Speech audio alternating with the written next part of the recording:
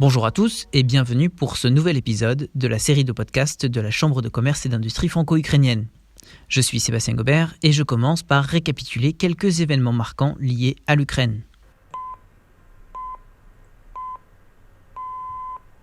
Pour commencer avec une nouvelle encourageante, l'Ukraine inaugure une liaison ferroviaire entre Kiev et Avdiivka, une ville industrielle située sur la ligne de front dans l'est du pays. C'est un message très fort d'unité nationale envers des populations isolées dans une sorte de zone grise depuis maintenant plus de 6 ans. Toujours en lien avec la thématique de la guerre, mais plus sinistre, la Cour pénale internationale a publié un rapport préliminaire attestant de crimes de guerre et de crimes contre l'humanité qui auraient été commis en Ukraine depuis 2014. C'est important car ce rapport offre la possibilité, dans un futur plus ou moins lointain, de porter certains de ces crimes devant la justice internationale. La Banque européenne d'investissement a accordé 3 prêts d'une valeur cumulée de 640 millions d'euros à l'Ukraine, une nouvelle très appréciée dans le contexte actuel de crise. Ces fonds iront à des projets d'infrastructures dans l'est de l'Ukraine, des infrastructures de transport et de transport public. Mais les vents peuvent être contraires et ce week-end, des investisseurs chinois ont réclamé à l'Ukraine 3,5 milliards de dollars de dommages et intérêts dans la vente du motoriste ukrainien Motor Sich. Je rappelle que la participation chinoise de 75% de l'entreprise est bloquée depuis 2016 pour des raisons de sécurité nationale. Et je termine sur une question de stabilité financière. Le gouvernement s'apprête à émettre 500 millions d'euros d'eurobonds. Le Premier ministre Denis Shmyhal espère même lever jusqu'à 1 milliard d'euros. Cela pour compenser le retard de versement de la prochaine tranche d'aide du FMI. Et je rejoins maintenant mon invité du jour, Kevin Markowski. Kevin, bonjour. Bonjour Sébastien. Kevin, tu es le cofondateur et le CEO de Speech. Alors Speech, en anglais, ça veut dire parole, discours, mais le nom de ta société, ça n'est pas écrit de la même manière. Alors est-ce que tu peux commencer par nous expliquer la subtilité ? Alors c'est un peu flexible, c'est-à-dire que nous on a des clients dans différents pays et on reçoit souvent des speeches, des speechy, des speech, donc c'est très flexible. On s'adapte plutôt à ce que les clients disent. Alors pour l'équipe interne, on dit plutôt speech. Et l'idée du software, c'est que c'est une plateforme de community engagement qui permet aux marques de transformer leur communauté de clients et de followers en ambassadeurs à travers différentes actions gamifiées. Donc on a repris un peu le côté du speech. En fait, l'ambassadeur va parler pour la marque et on l'a écrit un peu en version française. Et que veux-tu dire par gamifier ? C'est quoi cet animal ? C'est un peu comme sur les programmes de fidélité qui sont en général sur les programmes un peu old school de récompenser quand un client achète un produit. Et bien là, ça va être un peu la même chose, sauf qu'on va récompenser le client ou le follower, ce qui peut être également un prospect, quand il va faire une action de marketing ou d'achat pour la marque. Donc ça peut être par exemple quand il va mettre une review sur un produit, quand il va ramener un nouveau client, un nouvel ambassadeur, quand il va partager un contenu, quand il va créer un contenu pour la marque. Donc l'idée, ça va être un peu de gamifier un peu toutes les actions que l'ambassadeur va pouvoir faire pour la marque afin de multiplier la visibilité de cette marque au sein du réseau de l'ambassadeur. Et quels sont tes clients de prédilection ? On travaille beaucoup avec tout ce qui est retail e-commerce et notamment les retailers qui font du e-commerce ou les e-commerce pure player. L'idée, c'est d'avoir quand même une marque avec une communauté qui soit un peu digitale afin de pouvoir traquer toutes ces actions-là. Donc, on travaille énormément avec des industries aussi qui sont un peu lifestyle, notamment tout ce qui est cosmétique, travel, fashion, sport. Toutes les marques qui ont des communautés déjà existantes, qui s'en servent déjà ou qui ne s'en servent pas encore afin de leur donner tout ce pouvoir de communauté. Et Speech est une entreprise aussi spécifique dans la mesure où elle est à cheval sur 3 pays. Au niveau de l'équipe, ouais. Au niveau de l'équipe, alors c'est une société qui est basée en France, avec une partie de l'équipe à Barcelone et une partie de l'équipe à Kiev. On a notamment notre partie sales et marketing qui est à Barcelone avec moi et la partie technique qui est à Kiev, en Ukraine. Donc tu es à Barcelone maintenant ? Ouais, tout à fait. Ouais. Je fais des allers-retours entre la France, Barcelone et l'Ukraine assez régulièrement. Un peu moins maintenant avec la situation actuelle. Mais en général, j'essaie de faire pas mal d'allers-retours entre les 3, mais je suis principalement basé à Barcelone, effectivement. Et pourquoi ce choix de s'établir dans 3 pays différents ? Bon, moi, je suis français, donc j'ai eu la facilité de monter une entreprise en France. On a quand même de la chance en France d'avoir cette facilité-là et cet accès-là pour monter une structure et développer une structure. Quand je dis développer une structure, c'est trouver facilement des premiers clients, lever facilement des fonds. C'est vrai qu'en France, c'est beaucoup plus facile que dans certains autres pays. Je suis venu à Barcelone pour monter le projet avec mon premier cofondateur.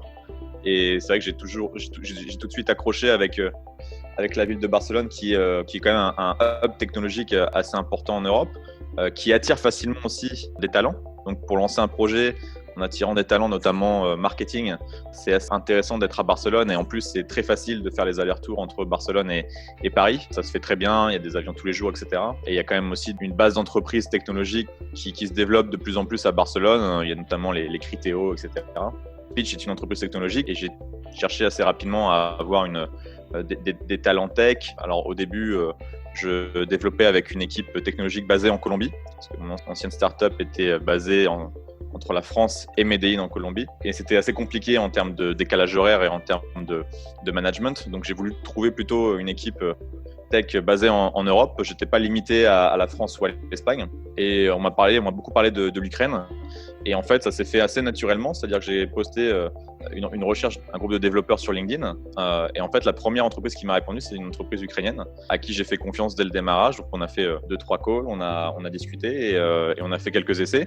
Et au bout de quelques essais, un mois d'essai, je suis allé à Kiev pour les rencontrer. J'ai tout de suite accroché de par leur mentalité, de par leur exécution, de par leur talent de développement. Et donc, ça s'est fait assez naturellement. Et maintenant, ça fait 3 ans que cette équipe développe Speech. Et en règle générale, comment est-ce que tu vois l'Ukraine sur cette plateforme mondiale des nouvelles technologies ? Ça a beaucoup évolué. Je dirais qu'au démarrage, c'était beaucoup IT outsourcing, outstaffing. Maintenant, c'est vrai qu'on commence à avoir pas mal de startups qui se créent. Pas encore suffisamment, je trouve. Je pense que c'est en bonne voie. Je pense qu'il manque aujourd'hui 2 éléments à Kiev pour devenir vraiment un écosystème très important. Je pense que ça va le devenir. C'est d'un côté beaucoup plus de startups plutôt que des entreprises IT outsourcing et également du financement, notamment des VC ukrainiens ou même étrangers qui investissent plus dans des startups ukrainiennes plutôt que européennes de l'Ouest ou américaine. Mais je pense que c'est en bonne voie. Je pense que l'écosystème tech en Ukraine, et notamment à Kiev, se développe énormément bien. En ayant ces 2 éléments qui vont se développer au fur et à mesure, je pense vraiment que Kiev peut devenir une nouvelle Mecque, un peu comme l'a été la Silicon Valley ou les 2-3 capitales européennes que l'on connaît en termes de start-up et de développement technologique.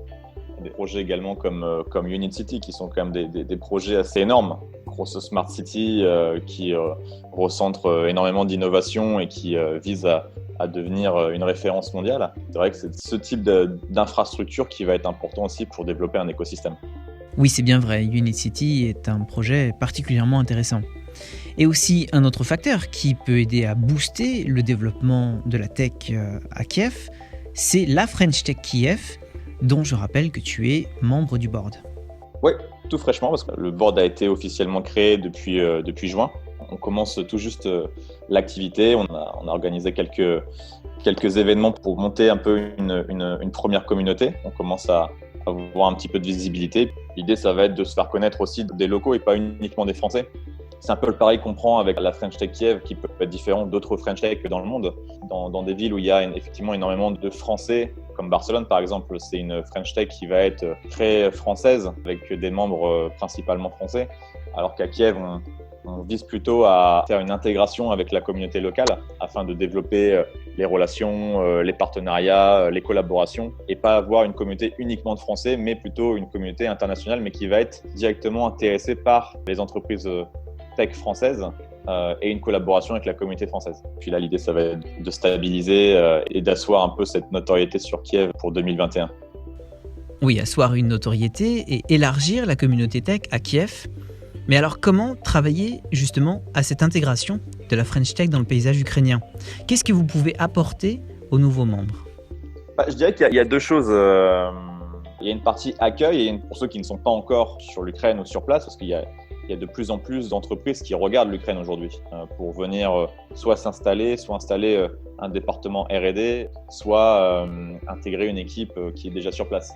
Donc l'idée, ça va être d'orienter déjà ces besoins de ces entreprises françaises ou d'ailleurs qui souhaitent regarder un peu l'Ukraine pour toute la partie R&D, tech, etc. Donc les orienter et les conseiller.